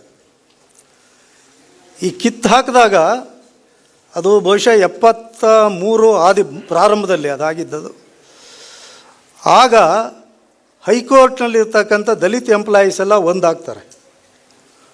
ಈ ಥರ ಅನ್ಯಾಯ ಮಾಡಿದಾರಲ್ಲ ಅಂತ ಅವ್ರು ಒಂದಾಗ್ಬಿಟ್ಟು ಅಲ್ಲಿ SC/ST ಹೈಕೋರ್ಟ್ ಎಂಪ್ಲಾಯೀಸ್ ಅಸೋಸಿಯೇಷನ್ ಅಂತ ಒಂದು ಸಂಘನ ಫಸ್ಟ್ ಕಟ್ಕೋತಾರೆ ಅವರು. ಮೊದಲನೇದಾಗಿ ಕರ್ನಾಟಕದಲ್ಲಿ ದಲಿತ ನೌಕರರು ಒಂದು ಸಂಘವನ್ನು ರಚನೆ ಮಾಡಿಕೊಂಡು ಹೋರಾಟಕ್ಕೆ ಇಳಿದಿದ್ದು ಇದೇನೆ. ಅದಕ್ಕೆ ಮುಂಚಿದ್ದು ನನಗಂತೂ ಗೊತ್ತಿಲ್ಲ, ಬೇರೆಯವ್ರಿಗೆ ಮಾಹಿತಿ ಇದೆಯೇನೋ ಗೊತ್ತಿಲ್ಲ. ಅವರು ಈ ಸಂಘವನ್ನು ಕಟ್ಟಿಕೊಂಡು ಅದರ ಮೂಲಕ ಧರಣಿಯನ್ನು ಆರಂಭ ಮಾಡ್ತಾರೆ. ಹೈಕೋರ್ಟ್ ಆವರಣದಲ್ಲೇ ಅವರು ಧರಣಿ ಕೂತ್ಕೋತಾರೆ. ಸುಮಾರು 2.5 ವರ್ಷನೋ 3 ವರ್ಷನೋ ಆ ಧರಣಿ ಕಂಟಿನ್ಯೂ ಆಗುತ್ತದು. ಅಂದರೆ ಅಷ್ಟು ಕಾಲ ಅವರು ಭಾಳ ದೀರ್ಘಕಾಲ ಅವರು ಮುಖ್ಯ ನ್ಯಾಯಾಧೀಶರಾಗಿದ್ದರು. ಗೋವಿಂದ್ ಭಟ್ ಅನ್ನೋರು ಸುಮಾರು 4 ವರ್ಷನೋ 5 ವರ್ಷನೋ ಹೈಕೋರ್ಟಲ್ಲಿ ಅಷ್ಟು ವರ್ಷ ಯಾರಿಗೂ ಅವಕಾಶಗಳು ಸಿಕ್ಕಲ್ಲ. ಈಗಂತೂ 6 ತಿಂಗಳು ವರ್ಷ ಅದ್ರ ಮೇಲೆ ಯಾರೂ ಇರೋಲ್ಲ. ಅವರು ದೀರ್ಘಕಾಲ ಅವ್ರು ಇರ್ತಾರೆ. ನಾನು ಇರೋವರೆಗೆ ನಿನಗೆ ಕೆಲಸ ಕೊಡಲ್ಲ ಅಂತ ಹೇಳ್ತಾರೆ ಅವರು. ಹಾಗಾಗಿ ನಿರಂತರವಾಗಿ 3 ವರ್ಷ ಅದು ಧರಣಿ ನಡೆಯುತ್ತೆ. ಆ ಧರಣಿ ನಡೆಯುವಾಗ ಇವರೇನು SC/ST ಅಸೋಸಿಯೇಷನ್ ಮಾಡ್ಕೊಂಡಿರ್ತಾರಲ್ಲ, ಅದನ್ನು ಅವರು ದಲಿತ ಕ್ರಿಯಾ ಸಮಿತಿ ಅಂತ ಆಮೇಲೆ ಅದನ್ನು ಬದಲಾವಣೆ ಮಾಡ್ಕೋತಾರೆ. ಅಲ್ಲಿ ಶ್ರೀಧರನ್ ಇದ್ದರು, DM ತಿಮ್ಮರಾಯಪ್ಪ ಇದ್ದರು, ಚಿದಾನಂದ ಉಲ್ಲಾಳ್ ಇದ್ದರು, ರಾಜನ್ ಅಂತ ಒಬ್ಬರು ರಿಸರ್ವ್ ಬ್ಯಾಂಕಿದ್ದ ಎಂಪ್ಲಾಯಿ ಆಗಿದ್ದರು ಅವರಿದ್ದರು. ಅವರೆಲ್ಲ ಅದನ್ನು ಮುನ್ನಡೆಸ್ತಾಯಿದ್ರು. ಆ್ಯಕ್ಚುಲಿ ಅವ್ರು ಹೋಗಿ ಆಗ ಪ್ರಧಾನಮಂತ್ರಿ ಆಗಿದ್ದಂಥ ಮೊರಾರ್ಜಿ ದೇಸಾಯಿನ ಕೂಡ ಈ ಸಂದರ್ಭದಲ್ಲಿ ಮೀಟ್ ಮಾಡ್ತಾರೆ. VT ರಾಜಶೇಖರ್ ಶೆಟ್ಟಿ ಅಂತ ಇಂಡಿಯನ್ ಎಕ್ಸ್ಪ್ರೆಸ್ಸಲ್ಲಿ ಒಬ್ಬರು ರಿಪೋರ್ಟ್ರ್ ಇದ್ದರು. ಆ ರಿಪೋರ್ಟ್ರು ಮೀಟಿಂಗ್ ಅರೇಂಜ್ ಮಾಡಿ ಇವ್ರನ್ನೆಲ್ಲ ಕರ್ಕೊಂಡೋಗಿ ಮೊರಾರ್ಜಿ ದೇಸಾಯಿ ಅವ್ರನ್ನ ಮೀಟ್ ಮಾಡಿಸ್ತಾರೆ. ಅವರು ದಲಿತ ಕ್ರಿಯಾ ಸಮಿತಿ ಅಂತ ಇಟ್ಕೋತಾರೆ. ಅವರು ದಲಿತ ಕ್ರಿಯಾ ಸಮಿತಿ ಅಂತ ಇಟ್ಕೊಳ್ಳಿಕ್ಕೆ ಕಾರಣ ಏನಪ್ಪ ಅಂದರೆ, ಅಷ್ಟರಲ್ಲಾಗಲೇ ಮಹಾರಾಷ್ಟ್ರದಲ್ಲಿ ದಲಿತ ಪ್ಯಾಂಥರ್ಸ್ ಮೂಮೆಂಟು ಆರಂಭ ಆಗಿರುತ್ತೆ. ಅಲ್ಲಿ ನಾಮದೇವ್ ಡಸಾಳ, ರಾಜ ದಲೆ ಅವರೆಲ್ಲ ರೈಟರ್ಸ್. ಅವರು ಆ ರೈಟರ್ಸ್ಗಳು ಸೇರಿಕೊಂಡು ಆರಂಭ ಮಾಡಿದ್ದದು. ಆ ಇನ್ಫ್ಲೂಯೆನ್ಸ್ ಮೇಲೆ ಇವರು ಇದನ್ನು SC/ST ಅಂತ ಬೇಡ ನಮಗೆ ಅಂಥೇಳಿ ಇವರು ದಲಿತ ಕ್ರಿಯಾ ಸಮಿತಿ ಅಂತ ಇಟ್ಕೊಂಡು ಅದರ ಹೆಸರಲ್ಲಿ ಅವರು ಚಳುವಳಿಯನ್ನು ಮುಂದುವರಿಸ್ತಾರೆ. 75 ಅಕ್ಟೋಬರಲ್ಲಿ ಒಂದು ಸಭೆ ಮೈಸೂರಲ್ಲಿ ನಡೀತು ಅಂತ ಹೇಳಿದ್ನಲ್ಲ, ಈ ಸಭೆಗೆ ಅವರು ಬಂದಿದ್ದರು. ರಾಜನ್ ಬಂದಿದ್ದರು, ಶ್ರೀಧರನ್ ಬಂದಿದ್ದರು, DM ತಿಮ್ಮರಾಯಪ್ಪ ಬಂದಿದ್ದರು, ಎಲ್ಲೋ ಗೊತ್ತಿಲ್ಲ, ಚಿದಾನಂದ ಉಳ್ಳಾಳ್ ಬಂದಿದ್ದರು. ಅವರೆಲ್ಲ ಆ ಸಭೆಗೆ ಬಂದಿದ್ದರು. ಆದರೆ 75ರಲ್ಲಿ ನಡೆದಂಥ ಆ ಸಭೆ, ಅಕ್ಟೋಬರಲ್ಲಿ ನಡೆದ ಸಭೆ ಯಶಸ್ವಿ ಆಗಲಿಲ್ಲ. ಅಂದರೆ ಹಲವಾರು ಗೊಂದಲಗಳಿತ್ತು. ಎಲ್ಲರೂ ಒಂದು ವೇದಿಕೆಗೆ ಬರೋಣ, ಒಟ್ಟಾಗಿ ಚಳುವಳಿ ಕಟ್ಟೋಣ ಅಂತಕ್ಕಂಥ ಒಂದು ಅಭಿಪ್ರಾಯಕ್ಕೆ ಬರಲಿಕ್ಕೆ ಸಾಧ್ಯ ಆಗಲಿಲ್ಲ. ಆ ಸಾಧ್ಯ ಆಗದೇ ಇದ್ದಾಗ ನಮಗೆ ಭಾಗವಹಿಸಿದ್ದವರಿಗೆ ನಮಗೆ ಭಾಳ ನೋವಾಯಿತು ಮೈಸೂರಿಂದ. ಅಂದರೆ ನಾವು ಭಾಳ ಕಡಿಮೆ ಜನ ಇಲ್ಲಿ ಆಗ ಭಾಗವಹಿಸಿದ್ದರಲ್ಲಿ 3 ಜನ ಇಲ್ಲೇ ಇದ್ದಾರೆ. ರಾಮಯ್ಯನೂ ಇದ್ದರು. ರಾಮಯ್ಯ, ಶಿವಾಜಿ, ಗೋವಿಂದಯ್ಯ, ರಾಕೆ, ಇಷ್ಟು ಜನ ಅವತ್ತಿನ ಸಭೆಯಲ್ಲಿದ್ದರು. ಆ ಸಭೆ ಯಶಸ್ವಿ ಆಗಲಿಲ್ಲ. ಆದಮೇಲೆ ನಾವು ಏನಪ್ಪ ಇದು ಯಶಸ್ವಿ ಆಗಲಿಲ್ವಲ್ಲ, ನಾವೇನೋ ಮಾಡೋಣ ಅಂತ ಹೋದ್ರೆ ಹೀಗಾಯ್ತಲ್ಲ ಅಂತ ನಾವು 4-5 ಜನ ಕೂತು ಮಾತಾಡ್ತೀವಿ. ಮಾದೇವ ಇದ್ರಾಗ, ದೇವನೂರು ಮಾದೇವ್ ಇದ್ದರು, ಗೋವಿಂದಯ್ಯ, ಶಿವಾಜಿ, ರಾಕೆ, ಶಿವಮಲ್ಲು, ದೇವನೂರು ಶಿವಮಲ್ಲು ಮಾದೇವರ ತಮ್ಮ, ನಾನು ಮತ್ತು ಕೆಲವರೆಲ್ಲ ಕೂತು ಮಾತಾಡಿ ಇದನ್ನು ಇಲ್ಲಿಗೆ ಬಿಡಬಾರ್ದು, ಈ ಸಭೆ ಫೇಲ್ ಆಯಿತು ಅಂತ ನಾವು ನಿರಾಶರಾಗಬಾರ್ದು, ಇದಕ್ಕೇನಾದ್ರು ಒಂದು ಪರಿಹಾರ ಮಾಡಬೇಕು ಅಂತ ಹೇಳಿ ನಾವಲ್ಲಿ ಒಂದು ಪತ್ರಿಕೆ ಮಾಡೋಣ ಅಂತ ಯೋಚನೆ ಮಾಡ್ತೀವಿ. ನಿಮಗೆಲ್ಲ ಆಶ್ಚರ್ಯ ಆಗ್ಬೋದು, ನಾವೆಲ್ಲ ಕಾಲೇಜ್ ವಿದ್ಯಾರ್ಥಿಗಳಾಗ ನಮ್ಮ ಬಟ್ಟೆಗೆ ಭದ್ರ ಇಲ್ಲ. ಆದರೂ ಒಂದು ಪತ್ರಿಕೆ ಮಾಡಬೇಕು ಅಂತ ಆಲೋಚನೆ ಮಾಡ್ತೀವಿ. ಪತ್ರಿಕೆ ಮಾಡೋ ಆಲೋಚನೆ ನಮಗೆ ಬರಲಿಕ್ಕೆ ಧೈರ್ಯ ಬಂದಿದ್ದು ಏನಪ್ಪ ಅಂದರೆ, ಮೈಸೂರಲ್ಲಿ ಆಂದೋಲನ ಅಂತ ಒಂದು ಪತ್ರಿಕೆ ಬರ್ತಾಯಿತ್ತಾಗ, ಈಗ ದಿನಪತ್ರಿಕೆಯಾಗಿ ಬರ್ತಾಯಿದೆ ಅದು. ಆಂದೋಲನ ಇಷ್ಟೇ ಕಷ್ಟಗಳ ನಡುವೆ ರಾಜಶೇಖರ್ ಕೋಟಿಯವರು ತರ್ತಾಯಿದ್ರು. ಹಾಗಾಗಿ ಅವ್ರದ್ದೊಂದು ಪ್ರೆಸ್ ಇತ್ತು, ಥ್ರೆಡ್ಲ್ ಪ್ರೆಸ್ಸು, ಕಾಲಲ್ಲಿ ಒತ್ತಿ ಪ್ರಿಂಟ್ ಮಾಡೋವಂಥ ಪ್ರೆಸ್ ಅದು. ಅಲ್ಲಿ ಹೇಗಿದ್ದರೂ ನಮಗೆ ಅವ್ರ ಪ್ರೆಸ್ಸಲ್ಲಿ ವರ್ಕ್ ಮಾಡಿ ನಮಗೂ ಅನುಭವ ಇತ್ತು. ನಾವೇ ಮಾಡೋಣ ಅಂಥೇಳಿ ನಾವು 1975 ಡಿಸೆಂಬರ್ 6ನೇ ತಾರೀಕು 1975 ಡಿಸೆಂಬರ್ 6ಕ್ಕೆ ನಾವು ಶೋಷಿತ ಅಂತ ಒಂದು ಫಾರ್ಟ್ನೈಟ್ಲಿ ಪತ್ರಿಕೆನ ಆರಂಭ ಮಾಡ್ತೇವೆ ನಾವು. ಅದಾದಮೇಲೆ ಅದಕ್ಕೆ RNIನಿಂದ ರಿಜಿಸ್ಟ್ರೇಷನ್ ಸಿಕ್ಕಲಿಲ್ಲ. RNI ಅಂದರೆ registrar for news papers of India ಅಂತ ಒಂದು ಸಂಸ್ಥೆ ಇದೆ. ಯಾರೇ ಪತ್ರಿಕೆಗಳ ಆರಂಭ ಮಾಡಬೇಕಾದ್ರೆ ನಾವು ಟೈಟ್ಲನ್ನು ಅವರಿಂದ ತಗೋಬೇಕು, ಪರ್ಮಿಷನ್ ತಗೋಬೇಕು, ಟೈಟ್ಲ್ ಕೊಟ್ಟು ಅವರು ಅದನ್ನು ಕ್ಲಿಯರ್ ಮಾಡಬೇಕು. ಇಡೀ ದೇಶದಲ್ಲಿ ಎಲ್ಲೂ ಪತ್ರಿಕೆ ಇಲ್ಲ ಅಂದ್ರೆ ಮಾತ್ರ ಅವರು ಅದಕ್ಕೆ ಅನುಮತಿಯನ್ನು ಕೊಡ್ತಾರೆ. ಶೋಷಿತಕ್ಕೆ ಅವರು ಅನುಮತಿಯನ್ನು ಕೊಡಲಿಲ್ಲ. ಕೊಡದೇ ಇದರಿಂದ ನಾವು ಇನ್ನೊಂದು ಹೆಸರು ಕೊಟ್ಟು, ಆ ಹೆಸರು ಪಂಚಮ ಅಂತ. ಆ ಪಂಚಮಕ್ಕೆ ಅನುಮತಿ ಸಿಕ್ತು. ಆಮೇಲೆ ಪಂಚಮ ಅಂತ ಆ ಪತ್ರಿಕೆಯನ್ನು ಮುಂದುವರಿಸ್ಕೊಂಡು ಹೋದ. ಇದರ ನಡುವೆ ಒಂದು ಘಟನೆ ನಡೀತು. ಅದು ಭದ್ರಾವತಿಯಲ್ಲಿ ನಡೆದ ಘಟನೆ. ಭದ್ರಾವತಿಯಲ್ಲಿ MPM ಮತ್ತು VSIL ಅಂತ 2 ಫ್ಯಾಕ್ಟ್ರಿ ಇದ್ದಾವೆ. ಮೈಸೂರು ಪೇಪರ್ ಮಿಲ್ಸು ಮತ್ತು Visvesvaraya iron and steel limited ಅಂತ ಒಂದು ಕಂಪ್ನಿ. ಒಂದು ಕಬ್ಬಿಣದ ಕಾರ್ಖಾನೆ, ಇನ್ನೊಂದು ಪೇಪರ್ ಕಾರ್ಖಾನೆ. ಎರಡೂ ಕಾರ್ಖಾನೆಯಲ್ಲಿ ತುಂಬ ಜನ ದಲಿತ ನೌಕರರು ಆಗ ಕೆಲಸ ಮಾಡ್ತಾಯಿದ್ರು. B. ಕೃಷ್ಣಪ್ಪನವರು ಆಗ ಭದ್ರಾವತಿಯಲ್ಲಿದ್ದರು. ಆ ಟೈಮಲ್ಲಿ ಅಲ್ಲಿ ನಾನು ಮೈಸೂರಲ್ಲಿ ನಾವೆಲ್ಲ ಪತ್ರಿಕೆ ಮಾಡುವಾಗ B. ರಾಜಣ್ಣ ಅಂತ ಒಬ್ಬರು ನನ್ನ ಪರಿಚಯದವರು, ಅವರು ರೈಟರ್ ಅವರು ಆ ಫ್ಯಾಕ್ಟ್ರಿಲಿ ಎಂಪ್ಲಾಯಿ. ಅವರೊಂದು ಪತ್ರ ಬರೆದಿದ್ರು, ನನ್ನ ಕಾರ್ಡ್ ಬರೆದಿದ್ರು. ಅದರಲ್ಲಿ ನಮ್ಮ ಫ್ಯಾಕ್ಟ್ರಿನಲ್ಲಿ ಒಂದು ಕ್ಯಾಂಟೀನ್ ಇದೆ, ಅಲ್ಲಿ ತುಂಬ ಅಸ್ಪೃಶ್ಯತೆ ಆಚರಣೆ ಮಾಡ್ತಾರೆ. ದಲಿತ ನೌಕರರಿಗೆಲ್ಲ ಮೇಲಿಂದ ಟೀ ಕೊಡ್ತಾ ಇದ್ದಾರೆ, ಕಾಫಿ ಕೊಡ್ತಾ ಇದ್ದಾರೆ. ಮತ್ತು ಚೆಲುವಯ್ಯ ಅಂತಕ್ಕಂಥ ಒಬ್ಬ ನೌಕರ ಅದನ್ನು ಪ್ರತಿಭಟನೆ ಮಾಡಿದಾಗ ಅವನ ಮೇಲೆ ಹಲ್ಲೆ ಮಾಡಿದ್ದಾರೆ. ಹಾಗಾಗಿ ನೀವು ಹೇಗಿದ್ದರೂ ಪತ್ರಿಕೆ ಮಾಡಿದ್ದೀರಲ್ಲ, ಬಂದು ಅದನ್ನು ಒಂದು ರಿಪೋರ್ಟ್ ಯಾಕೆ ಮಾಡಬಾರ್ದು ಅಂತ ನನಗೊಂದು ಪತ್ರ ಬರೆದಿದ್ರು. ಅದನ್ನು ಹಿಡ್ಕೊಂಡು ನಾನು ಭದ್ರಾವತಿಗೆ ಹೋಗಿ ಅಲ್ಲಿ ಅದನ್ನೆಲ್ಲ ಸ್ಟಡಿ ಮಾಡಿ ಅವರು ಚೆಲುವಯ್ಯನವ್ರನ್ನು ಮಾತಾಡಿಸ್ಕೊಂಡು ಇದನ್ನೆಲ್ಲನೂ ತಂದು ನಾವಿಲ್ಲಿ ಪತ್ರಿಕೆಯಲ್ಲಿ ಇನ್ನೂ ಶೋಷಿತನೇ ಬರ್ತಾ ಇದ್ದಾಗ ಶೋಧಿತದಲ್ಲಿ ಪ್ರಕಟ ಮಾಡಿದ ಪತ್ರಿಕೆನ ನಾನು ಭದ್ರಾವತಿಗೆ ತೊಗೊಂಡೋಗಿ ಕಾರ್ಖಾನೆ ಒಳಗೋಗಿ ಪತ್ರಿಕೆನೆಲ್ಲ ಹಂಚಿ ಅದೊಂದು ದೊಡ್ಡ ಕೋಲಾಹಲನೇ ಆಯಿತು. ಫ್ಯಾಕ್ಟ್ರಿ ಬಂದ್ ಮಾಡಿದ್ರು. 2-3 ದಿವಸ ಫ್ಯಾಕ್ಟ್ರಿ ಬಂದಾಗಿತ್ತು, ಅಷ್ಟು ಗಲಾಟೆ ಆಯಿತು. ಆ ಗಲಾಟೆ ಆದಮೇಲೆ ಆ ಫ್ಯಾಕ್ಟ್ರಿನಲ್ಲಿ ಇರ್ತಕ್ಕಂಥ ಹೊರಗಡೆ ಲೋಟ ಇರೋ ಪದ್ಧತಿನ ರದ್ದು ಮಾಡಿದ್ರು. ಎಲ್ಲರಿಗೂ ಸಮಾನವಾಗಿ ಇದನ್ನು ಸರಬರಾಜು ಮಾಡೋಕ್ಕೆ ಶುರು ಮಾಡಿದ್ರು. ಟೀ ಎಲ್ಲ ಕೊಡಲಿಕ್ಕೆ ಶುರು ಮಾಡಿದ್ರು. ಇದು ಏನಪ್ಪ ಆಯಿತು ಅಂದ್ರೆ ಅಲ್ಲಿ ಒಂದು ದೊಡ್ಡ ಚೈತನ್ಯ ದಲಿತ ಸಮುದಾಯದಲ್ಲಿ ಬಂತು. ಅಂದರೆ ಪತ್ರಿಕೆ ಬಗ್ಗೆ ತುಂಬ ಅಭಿಮಾನ ಬಂತು. ಪತ್ರಿಕೆಯಲ್ಲಿ ಹೀಗೆ ಬಂದಿದ್ದರಿಂದ ನಾವು ಯಶಸ್ಸನ್ನು ಸಾಧಿಸಿದ್ವಲ್ಲ ಅಂತ ಹೇಳ್ತೀನಿ. ಬೇಕಂತ ಹೇಳಲಿಲ್ಲ ನಾನು. ಚೆಲುವಯ್ಯ ಅಂತಂದರೆ ಚಂದ್ರಪ್ರಸಾದ್ ತ್ಯಾಗಿ, ಅವರ ಮೊದಲ ಹೆಸರು ಚೆಲುವಯ್ಯ ಅಂತ. ಆಮೇಲೆ ಅವರು ನೌಕರಿಯನ್ನು ಬಿಟ್ಟರು. ಚಳುವಳಿಗಾಗಿ ನೌಕರಿಯನ್ನು ಬಿಟ್ಟು ಬಂದ ಮೇಲೆ ಅವರು ಚಂದ್ರಪ್ರಸಾದ್ ತ್ಯಾಗಿಯಾಗಿ ಬದಲಾದರು. ಇದಾದ ಮೇಲೆ ಪಂಚಮ ನಡ್ಕೊಂಡು ಬರ್ತಾ ಇತ್ತಲ್ಲ, ಇದರ ನಡುವೆ ಏನಪ್ಪ ಆಯಿತು ಅಂತಂದರೆ, ನಾವು ಬರಹಗಾರರ ಒಕ್ಕೂಟದ ವಿಚಾರ ನಾನು ಮೊದಲು ಪ್ರಸ್ತಾಪ ಮಾಡಿದೆ ನಿಮಗೆ. ಅದೇ ಮಾದರಿನಲ್ಲಿ ನಾವು ದಲಿತ ಸಾಹಿತಿ, ಕಲಾವಿದರು, ಬರಹಗಾರರು ಒಟ್ಟಾಗಿ ಸೇರಿ ಏನಾದ್ರು ಒಂದು ವೇದಿಕೆ ಮಾಡಿಕೊಳ್ಳೋಣ ಅಂತಕ್ಕಂಥ ಚರ್ಚೆ ನಮ್ಮ ನಡುವೆ ಬಂತು. ಆ ಚರ್ಚೆ ಬಂದಾಗ ನಾವು ಒಂದು ದಲಿತ ಲೇಖಕ ಕಲಾವಿದರ ಯುವ ಸಂಘಟನೆ, ದಲೇಕ ಯುಸಮ್ ಅಂತ ಒಂದು ಸಂಘಟನೆಯನ್ನು ಆರಂಭ ಮಾಡಿದ್ವು ನಾವು. ಅದಕ್ಕೆ ಮುಂಚೆ ಏನಪ್ಪ ಆಗಿತ್ತು ಅಂದರೆ, ನಾನು ದಲಿತ ಪ್ಯಾಂಥರ್ಸ್ ಬಗ್ಗೆ ಹೇಳಿದೆ. ಮಹಾರಾಷ್ಟ್ರದಲ್ಲಿ ನಾವೆಲ್ಲರೂ ಬೇಸಿಕಲಿ ರೈಟರ್ಸು. ನಾವ್ಯಾರು ಆರಂಭದಲ್ಲಿ ಚಳುವಳಿಗಾರರು ಆಗಿದ್ದೋ ನಾವು. ಅದಕ್ಕಿಂತ ಹೆಚ್ಚಾಗಿ ರೈಟರ್ಸ್, ಎಲ್ಲ ಬರವಣಿಗೆಯಲ್ಲಿ ತೊಡಗಿಸ್ಕೊಂಡಿದ್ದವರು. ನಮಗೆ ಮಹಾರಾಷ್ಟ್ರದ ದಲಿತ ಪ್ಯಾಂಥರ್ಸ್ ಬಗ್ಗೆ ನಮಗೆ ಹೆಚ್ಚು ಮಾಹಿತಿಗಳು ಬರ್ತಾ ಇತ್ತಾಗ. ಅದು ಮಾಹಿತಿ ಬರಲಿಕ್ಕೆ ಮುಖ್ಯ ಕಾರಣ ಏನಪ್ಪ ಅಂದರೆ, ಅಲ್ಲಿ ಅವರೆಲ್ಲರೂ ಬರಹಗಾರರೇ ಆಗಿದ್ದರು. ನಾಮದೇವ್ ಡಸಾಳ ಆಗಲಿ, ರಾಜದಲೆ ಆಗಲಿ, ಅವರೆಲ್ಲ ಭಾಳ ಅತ್ಯುತ್ತಮವಾದ ಮರಾಠಿ ಬರಹಗಾರರವರು. ಹಾಗಾಗಿ ಅವರ ಬರಹಗಳನ್ನು ಓದ್ತಾ ಇದ್ದೋ. ಹಾಗಾಗಿ ದಲಿತ ಪ್ಯಾಂಥರ್ಸ್ ಬಗ್ಗೆ ನಮಗೆ ಕಿವಿಗೆ ಬೀಳ್ತಾ ಇತ್ತು. ಈ ನಡುವೆ ಏನಾಯಿತು ಅಂದರೆ, ನಮ್ಮ ದೇವನೂರು ಮಹಾದೇವ ಅವರು ದಲಿತ ಪ್ಯಾಂಥರ್ಸ್ ಮ್ಯಾನಿಫೆಸ್ಟೋ ಒಂದು ಮಾಡಿದರು ಅವರಲ್ಲಿ. ಆ ಮ್ಯಾನಿಫೆಸ್ಟೋನ ತರಿಸ್ಕೊಂಡು ಇವರು ಅದನ್ನು ಕನ್ನಡದಲ್ಲಿ ಅನುವಾದ ಮಾಡಿ ಅದನ್ನು ಪಬ್ಲಿಷ್ ಮಾಡಿದ್ರು. ಅದಕ್ಕೆ ಮುಂಚೆ ಮಹಾದೇವ ಅವರು ನರಬಂಡಾಯ ಅಂತ ಒಂದು ಪತ್ರಿಕೆ ಮಾಡ್ತಾಯಿದ್ರು ಮೈಸೂರಲ್ಲಿ.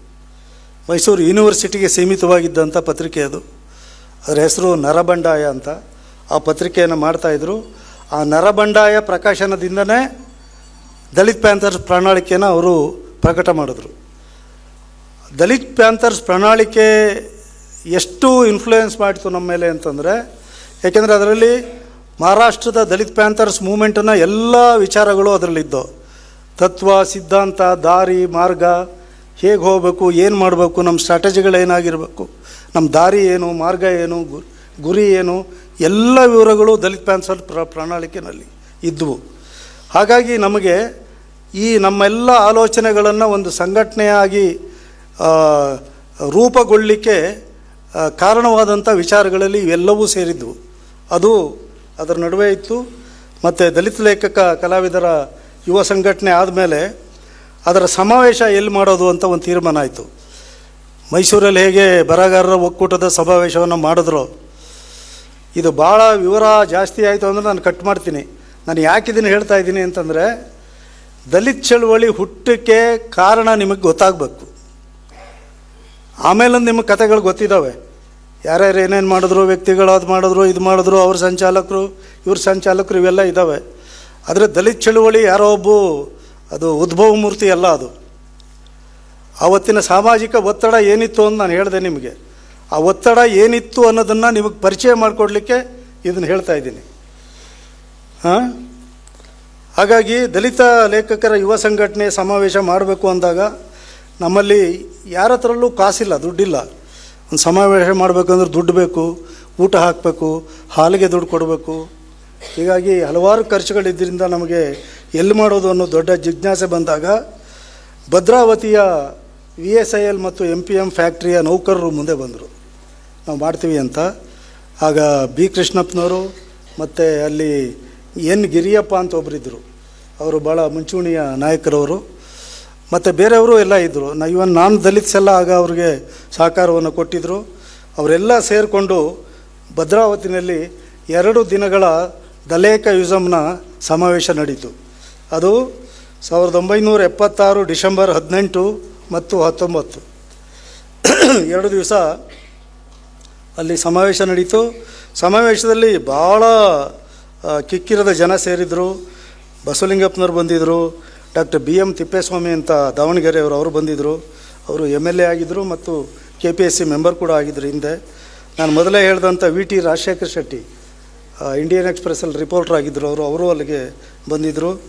ಮತ್ತು ಕೃಷ್ಣಪ್ಪ, ದೇವನೂರು ಮಹಾದೇವ, ಸಿದ್ಧಲಿಂಗಯ್ಯ, K ನಾರಾಯಣ ಸ್ವಾಮಿ, ರುದ್ರಪ್ಪ ಅನಗವಾಡಿ, ಪರಮಶಿವ ನಡುಬೆಟ್ಟ, ದೇವಯ್ಯ ಹರ್ವೆ, K ರಾಮಯ್ಯ, KB ಸಿದ್ದಯ್ಯ, ಗೋವಿಂದಯ್ಯ, ರಾಮದೇವರಾಕೆ, ಶಿವಾಜಿ ಗಣೇಶನ್, ಮಂಗಳೂರು ವಿಜಯ ಪಾಟೀಲ, ಬೋಳ್ಬಂಡಪ್ಪ, ಜಂಬಣ್ಣ ಅಮರ್ಚಿಂತ, ಚೆನ್ನಣ್ಣ ವಾಲಿಕಾರ, ಶ್ರೀಧರ್ ಕಲವೀರ, ಬಾನಂದೂರು ಕೆಂಪಯ್ಯ, ಕೇನಾ ಶಿವತೀರ್ಥನು, ಶಿವಮಲ್ಲ ದೇವನೂರು, ಹೀಗೆ ಹಲವಾರು ಜನ, ನಾನು ಸೇರಿದಾಗೆ ಹಲವಾರು ಜನ.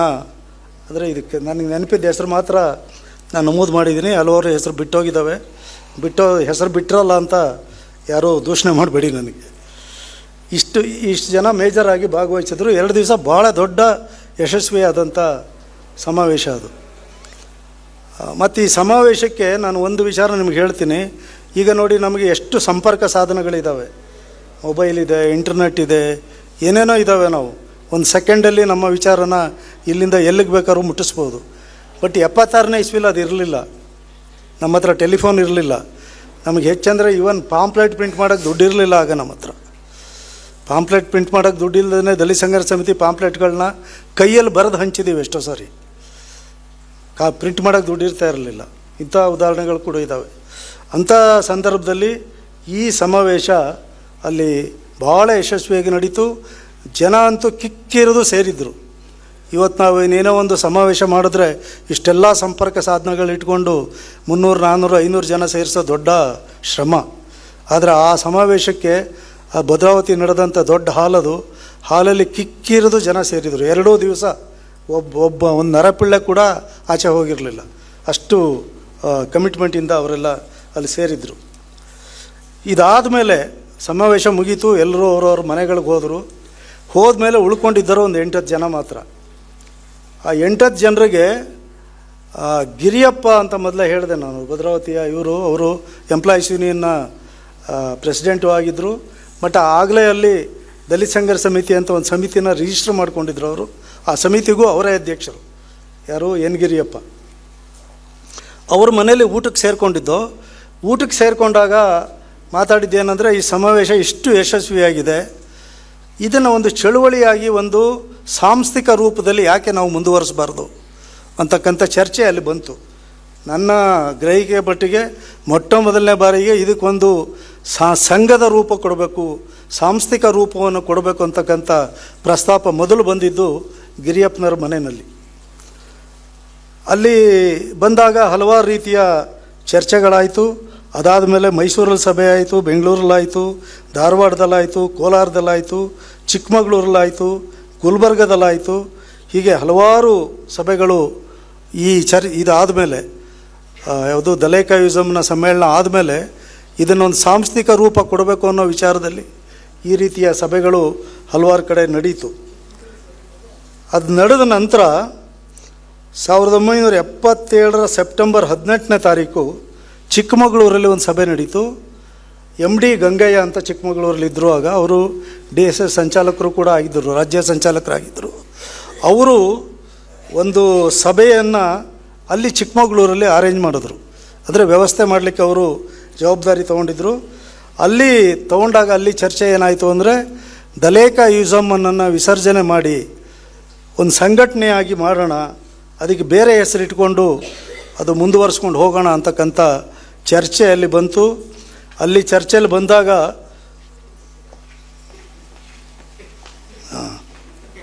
ಇದಕ್ಕೆ ನಾನು ಹೇಳೋದು, ಈ ಸರ್ಕಾರಿ ಕಾರ್ಯಕ್ರಮಗಳಲ್ಲಿ ನಾನು ಭಾಗವಹಿಸಲ್ಲ. ಯಾಕೆಂದರೆ ಅವ್ರ ಹಣೆ ಬರನೇ ಇದು. ಅವ್ರಿಗೆ ಯಾವುದಕ್ಕೂ ಏನಂದರೆ ಏನೋ ದುಡ್ಡು ಇರ್ತದೆ, ಆ ದುಡ್ಡಿಗೊಂದು ಮುಕ್ತಿ ಕಾಣಿಸ್ಬೇಕು. ಆ ಮುಕ್ತಿ ಕಾಣಿಸ್ಲಿಕ್ಕಾಗಿ ಈ ರೀತಿ ಮಾಡ್ತಾರೆ. ಇರಲಿ ಬಿಡಿ. ಅಲ್ಲಿ 3 ಹೆಸರು ಪ್ರಸ್ತಾಪ ಬಂತು. ಒಂದು ದಲಿತ್ ಪ್ಯಾಂಥರ್ಸ್ ಅಂತ ಇಟ್ಕೋಬೇಕು ಅಂತಲೇ ಭಾಳ ಜನ ಹೇಳಿದ್ರು. ಅದಾದಮೇಲೆ ದಲಿತ್ ಕ್ರಿಯಾ ಸಮಿತಿ ಅಂತ ಇಟ್ಕೊಳ್ಳೋಣ ಅಂತಲೂ ಭಾಳ ಜನ ಹೇಳಿದ್ರು. ಆಮೇಲೆ ಆಗಾಗಲೇ ಭದ್ರಾವತಿಯಲ್ಲಿದ್ದಂಥ ದಲಿತ ಸಂಘರ್ಷ ಸಮಿತಿ ಹೆಸರನ್ನೇ ಇಟ್ಕೋಬೋದು ಅಂತಲೂ ಹಲವಾರು ಜನ ಪ್ರಸ್ತಾಪ ಮಾಡಿದ್ರು. ಕಡೆಗೆ ಒಂದು ದಲಿತ್ ಪ್ಯಾಂಥರ್ಸ್ ಅನ್ನೋದು ಅದೊಂಥರ ಪ್ಯಾಂಥರ್ಸ್ ಅನ್ನೋದು ಕನ್ನಡ ಜನಕ್ಕೆ ಅರ್ಥ ಆಗಲ್ಲ ಅನ್ನೋ ಥರ ಒಂದು ಪ್ರಸ್ತಾಪ ಬಂತು. ಆಮೇಲೆ ದಲಿತ ಕ್ರಿಯಾ ಸಮಿತಿ ಅಷ್ಟರಲ್ಲಿ ಏನಾಗಿತ್ತು, ಅವರು ಈ ಸರ್ಕಾರದ ಜೊತೆ ಶಾಮೀಲಾಗಿಬಿಟ್ಟಿದ್ರು. ಸರ್ಕಾರ ಜೊತೆ ಶಾಮೀಲಾಗೊಂಡು ಮಂತ್ರಿಗಳು ನೋಡೋದು, MLAಗಳು ನೋಡೋದು, ಅಧಿಕಾರಿಗಳು ನೋಡೋದು, ಅರ್ಜಿ ಕೊಡೋದು, ಅರ್ಜಿ ಕೊಟ್ಟು ಕೆಲಸ ಮಾಡಿಸ್ಕೊಳ್ಳೋದು, ಈ ರೀತಿ ಹೆಚ್ಚು ಅವರು ಚಟುವಟಿಕೆಯಲ್ಲಿ ನಿರತರಾಗಿದ್ದರಿಂದ ದಲಿತ ಕ್ರಿಯಾ ಸಮಿತಿ ಬೇಡ ಅಂಥೇಳಿ ದಲಿತ ಸಂಘರ್ಷ ಸಮಿತಿಯ ಹೆಸರನ್ನು ಇಟ್ಟುಕೊಂಡು ಸಂಘಟನೆಯನ್ನು ಮುಂದುವರಿಸ್ಕೊಂಡು ಹೋಗಬೇಕು ಅಂತಕ್ಕಂಥ ತೀರ್ಮಾನ ಆಯಿತು. ಅದಾದಮೇಲೆ ಶಿವಾಜಿ ನಾನು ಪ್ರಜಾವಾಣಿ ಸೇರಿದ 78ರಲ್ಲಿ, 78 ಸೆಪ್ಟೆಂಬರ್ ಅನ್ಸುತ್ತೆ ನಾವು ಸೇರಿದ್ದು. ಮಾರ್ಚ್ 1 ಅದೇ ಹಾಂ, ಒಬ್ಬರು ಸೂಚಿಸಿರಲಿಲ್ಲ. ಅದು ಅಲ್ಲಿ ಇಲ್ಲ, ಅಲ್ಲಿ ಸುಬ್ಬಣ್ಣ ಏನಾಗ್ತಿತ್ತು ಅಂದರೆ, ಹಿಂದೆ ಒಬ್ಬರು ಇಬ್ಬರು ಅನ್ನೋ ಪ್ರಶ್ನೆನೇ ಇರಲಿಲ್ಲ. ಅಲ್ಲಿ ಎಲ್ಲರೂ ಸಮಾನರೇ. ಹಂಗಾಗಿ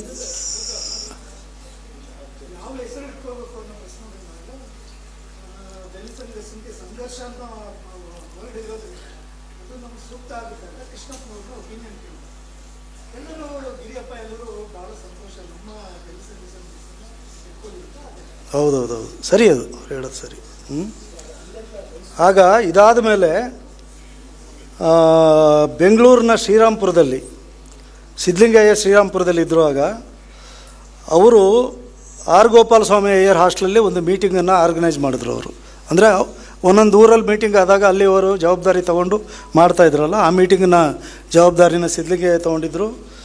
1978 ಅಕ್ಟೋಬರ್ 10 ಮತ್ತು 11 2 ದಿವಸ ದಲಿತ ಸಂಘರ್ಷ ಸಮಿತಿ ಅಂತ ನಾವು ಹೆಸರನ್ನು ಒಪ್ಕೊಂಡ ಮೇಲೆ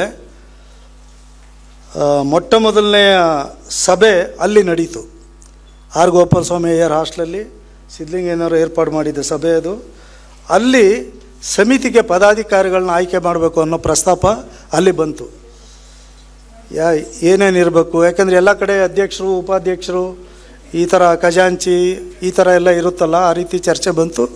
ಅದರಲ್ಲಿ ಎಲ್ಲರೂ ಒಟ್ಟಿಗೆ ಹೇಳಿದ್ದೇನಂತಂದರೆ, ಇಲ್ಲ ನಮ್ಮದೊಂದು ಹೋರಾಟದ ಸಂಘಟನೆ ಆದ್ದರಿಂದ ಇಲ್ಲಿ ಅಧ್ಯಕ್ಷರು ಉಪಾಧ್ಯಕ್ಷರು ಅನ್ನೋ ಹೈಯರಾರ್ಕಿ ಇರಬಾರ್ದು. ಯಾರೂ ಮೇಲಲ್ಲ, ಯಾರೂ ಕೀಳಲ್ಲ, ಎಲ್ಲರೂ ಸಮಾನರು. ಹಾಗಾಗಿ ಸಂಚಾಲಕರು ಅಂತ ಇಟ್ಕೊಳ್ಳೋಣ ಅಂತಕ್ಕಂಥ ಪ್ರಸ್ತಾಪ ಬಂತಲ್ಲಿ. ಸಂಚಾಲಕರು ಅಂತ ಇದು ಇವನ್ ಮಹಾರಾಷ್ಟ್ರದಲ್ಲೂ ಇದೇ ಥರದ್ದಿತ್ತು. ಕನ್ವೀನರ್ ಅನ್ನೋದು ಮಹಾರಾಷ್ಟ್ರದಲ್ಲಿ ಅವ್ರು ಆಗಲೇ ಮಾಡ್ಕೊಂಡಿದ್ರು. ಅದೇ ಥರ ಇಲ್ಲೂ ಮಾಡೋಣ ಅಂದಾಗ ಸಂಚಾಲಕರು ಅಂತಲೇ ಮಾಡಬೇಕು ಅಂತ ರಾಜ್ಯ ಮಟ್ಟದಲ್ಲಿ ಒಬ್ಬರು ಸಂಚಾಲಕರು, ಉಳಿದವರು ಸಂಘಟನಾ ಸಂಚಾಲಕರಾಗಿ ಒಂದೊಂದು ವಿಭಾಗಕ್ಕೆ ಒಬ್ಬೊಬ್ಬರು ಇರಬೇಕು, ಹಲವಾರು ವಿಭಾಗಗಳನ್ನು ಮಾಡಿಕೊಂಡು ಅಲ್ಲಿ ಇರಬೇಕು ಅಂತ ಪ್ರಯತ್ನ ಮಾಡ್ತು. ಅದರ ಅಂಗವಾಗಿ ಬಹುತೇಕ ಅಂದರೆ ಎಲ್ಲರ ಒಪ್ಪಿಗೆ ಮೇಲೆಗೆ ಮಹಾದೇವ್ ಅವ್ರದ್ದು ಹೆಸರು ಬಂತು ಸಂಚಾಲಕರಾಗಬೇಕು ಅಂತ. ಮಹಾದೇವ್ ಅವರು ನಾನು ಆಗಲ್ಲ ಅಂತಂದರು. ಕೃಷ್ಣಪ್ಪನವ್ರ ಹೆಸರು ಬಂತು, ಎಲ್ಲರೂ ಕೃಷ್ಣಪ್ಪನವ್ರ ಹೆಸರಿಗೆ ಒಪ್ಪಿಕೊಂಡ್ರು. ಹಾಗಾಗಿ ಬಿ ಕೃಷ್ಣಪ್ಪನವರು ಅಲ್ಲಿ ಸಂಚಾಲಕರಾದರು. ದಲಿತ ಸಂಘರ್ಷ ಸಮಿತಿ ಅಧಿಕೃತವಾಗಿ 1978 ಅಕ್ಟೋಬರ್ 10 ಮತ್ತು 11ನೇ ತಾರೀಕು ಒಂದು ಚಾಲನೆಗೆ ಬಂತು. ಇದಿಷ್ಟು